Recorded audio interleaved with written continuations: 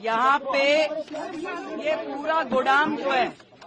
पूरा गोदाम जो है बुरी तरीके से भरा पड़ा है, जिसमें कि इनकी लिस्ट के हिसाब से 458 ऑक्सीजन कॉन्सेंट्रेटर्स यहाँ पड़े हुए हैं, वेंटिलेटर पड़े हैं 146, 36,000 पीपी किट यहाँ पर पड़ी हुई है, और भी बहुत सारे मल्टी पैरा मॉनिटर्स पड़े हैं। इसके अलावा बाईपेप मशीन्स पड़ी हैं, बहुत सारी चीजें, मास्क पड़े हुए हैं, मैट्रेसेस हैं, बेडिंग्स हैं, ये सारी की सारी कोविड के समय से लेके अब तक पड़ी हुई है चीजें। और ये एक अस्पताल का मैटर नहीं है, ये हर अस्पताल के गोदाम ऐसे ही भरे पड़े हैं, जो कल मैंने हाउस में बोला था। करोड़ों रुपए का मटेरियल यहाँ पे मिट्टी हो रहा है। आज यदि हम किसी एक्सपर्ट से इसे दिखाएं भी तो भी ये यूटिलाइज होने की स्थिति में नहीं है। ये केवल आपके गोदाम भरे हुए हैं आज की डेट में, जिसे आप इस्तेमाल नहीं कर सकते। कोविड से लेके अब तक आप मानिए कि 458 ऑक्सीजन कॉन्सेंट्रेटर्स एक अस्पताल में पड़े हैं।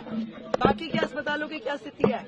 और जो 7 बिल्डिंग जो उस समय कोविड के समय में बननी थी, जो आनन फानन में इन्होंने संजय गांधी में उन्होंने पार्किंग में ही बना दी बिल्डिंग।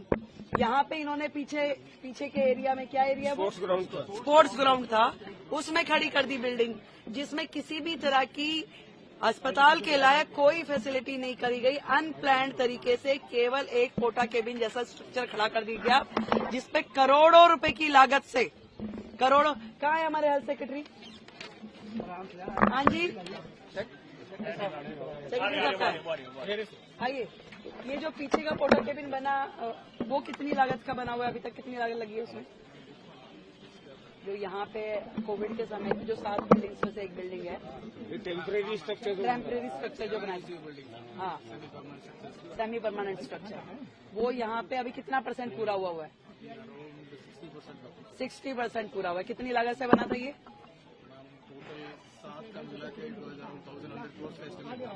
1,100 करोड़ का एस्टिमेट था, जो कि उस समय का शुरू हुआ 60% पे आज भी है। कोविड में बन नहीं पाई। वो सारे के सारे जो थे सेमी परमानेंट स्ट्रक्चर जो थे, 7 में से एक भी बिल्डिंग पूरी नहीं हुई, और वो 1200 करोड़ से ज्यादा की लागत की पूरी 7 बिल्डिंग थी। और आज की डेट में अगर उसको रिवाइज एस्टिमेट भी माने तो लगभग 2000 से ऊपर तो 6 महीने पहले का इनका एस्टिमेट था। आज की डेट में अगर मैं समझूं, अगर हम उसके ऊपर 2,500 करोड़ भी खर्च कर दें तो वो बिल्डिंग हमारे लिए अनयूटिलाइज्ड है, क्योंकि उसमें अस्पताल में होने वाला जो इंफ्रास्ट्रक्चर है उसके पैरामीटर फॉलो ही नहीं किए गए हैं। मैम, केवल इस हॉस्पिटल की बात है जिसमें आपने बताया कि 2,500 करोड़ लगेंगे, या वो सभी? वो 7 बिल्डिंग जो उस समय सेमी परमानेंट स्ट्रक्चर बनाए गए थे, उसमें से एक बिल्डिंग ही है। यहाँ की बिल्डिंग की कॉस्टिंग कितनी है? कॉमन एस्टिमेट था। बहुत गड़बड़ियां हुई हैं, इस तरह के आरोप सामने आ रहे हैं कि जो कॉन्ट्रैक्चुअल स्टाफ की हायरिंग हुई है उसमें बहुत। अभी मैं यहाँ इस बिल्डिंग में आई हूँ तो लगातार वो जो कर्मचारी थे वो चिल्ला रहे थे कि हमारी 6 महीने से तनख्वाह नहीं मिली। इस तरह का माहौल है। और मैंने तो पहले ही कहा कि दिल्ली सरकार के अस्पताल और दिल्ली सरकार का स्वास्थ्य विभाग खुद बीमार है।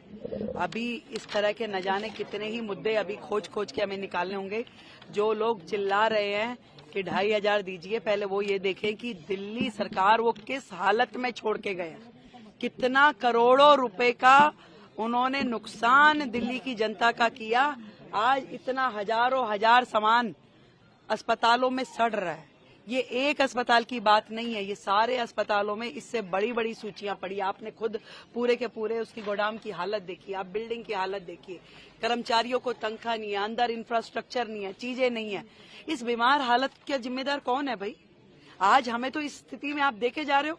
हम इसके लिए प्रयास करेंगे चीजों को ठीक करने की। आपने पूरे के पूरे सिस्टम को डिफंक कर दिया। आज वो अस्पताल जिसमें हजारों मरीज रोजाना आते हैं।